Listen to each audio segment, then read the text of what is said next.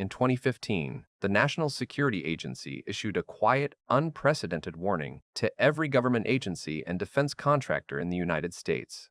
The message was simple. The encryption protecting our most classified secrets would soon be worthless. Not because of hackers, not because of foreign spies, because of physics. Right now, inside laboratories at NASA, Google, IBM, and behind closed doors in Beijing, a new kind of machine is being built. It doesn't think, it doesn't feel, but it operates on laws of reality so strange that even the physicists who build it admit they don't fully understand why it works. And when it reaches its full potential, every password you've ever created, every encrypted message ever sent, every military secret ever stored could be cracked open like a cheap padlock. This isn't science fiction. This is the countdown to Q-Day, and the clock is already ticking. Forget everything you think you know about computers getting faster. Quantum computing isn't an upgrade. It's a completely different universe of computation.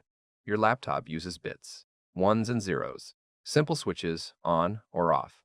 A quantum computer uses qubits, and qubits play by different rules.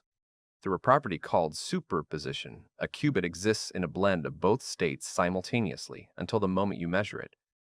But here's the part most people get wrong. A quantum computer doesn't just magically try every answer at once. That's the Hollywood version. What it actually does is far more elegant and, honestly, far more unsettling. It uses quantum interference. The wrong answers cancel themselves out, like noise-canceling headphones killing static. The right answers amplify, rising to the surface. The machine doesn't search for the needle in the haystack. It makes the haystack dissolve until only the needle remains. And that changes everything. NASA saw the potential early. In 2013, they co-founded the Quantum Artificial Intelligence Laboratory, QIL, to harness this power for space exploration, optimizing flight paths to Mars, simulating new materials atom by atom, searching petabytes of telescope data for signs of life. They partnered with D-Wave, a Canadian company building specialized quantum machines called quantum annealers. These aren't general-purpose quantum computers. They're designed for one thing: optimization problems, scheduling satellite arrays, managing mission logistics. Think of them as quantum specialists, not quantum generalists. The generalists were coming from somewhere else. In 2019, Google announced a bombshell.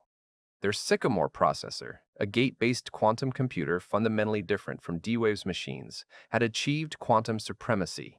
It completed a specific calculation in 200 seconds that Google claimed would take the world's most powerful supercomputer 10,000 years. The announcement shook the world. But within days, IBM fired back, arguing that with enough conventional disk storage, a classical computer could solve the same problem in 2.5 days, not 10,000 years. The truth? Somewhere in between. But the debate itself revealed something important. The gap between quantum and classical machines was closing from the quantum side. Fast. At NASA's Glenn Research Center, researchers developed stable quantum memory.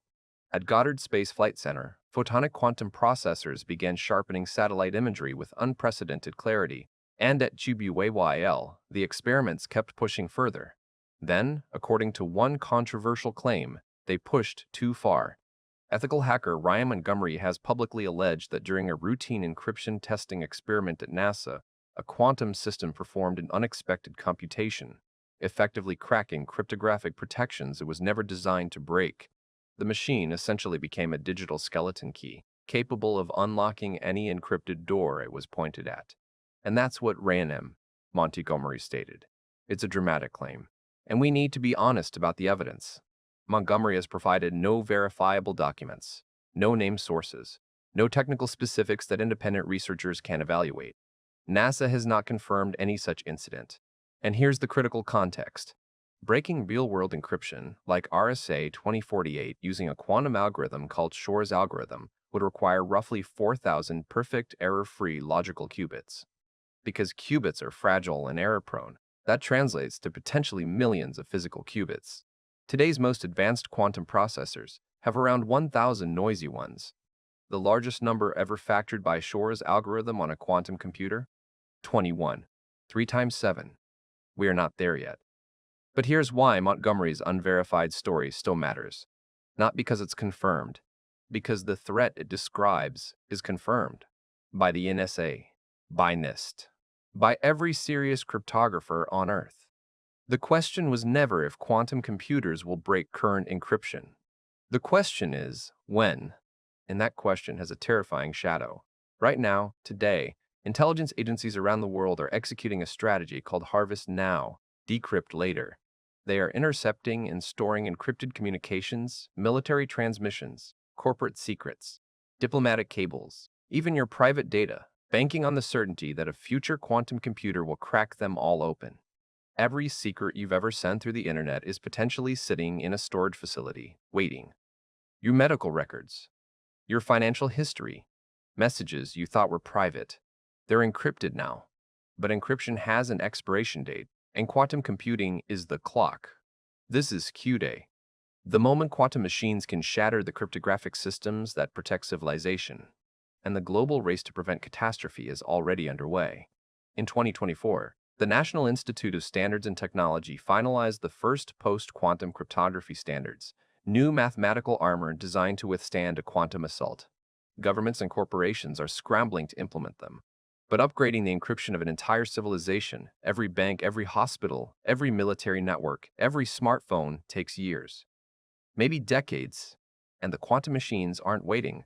IBM projects a 100,000 qubit system by 2033. Google is pushing toward machines with dramatically lower error rates. China has poured billions into its own quantum programs, some of which are classified. This isn't a race between companies anymore. It's a race between nations. And the finish line is the ability to read every secret your adversary has ever kept. The quantum demon isn't a rogue AI. It isn't a machine with a mind of its own. It's something colder, a calculator so powerful it could dissolve the mathematical walls we built our entire digital world behind. We don't need conspiracy theories to be terrified. The confirmed facts are enough. The NSA told us the threat was real. NIST told us the clock is running. And every intelligence agency on Earth is already hoarding your encrypted data, betting that the key is coming. The machine that could break everything isn't a secret. It's being built in plain sight. The only question left is whether we'll be ready before it's finished.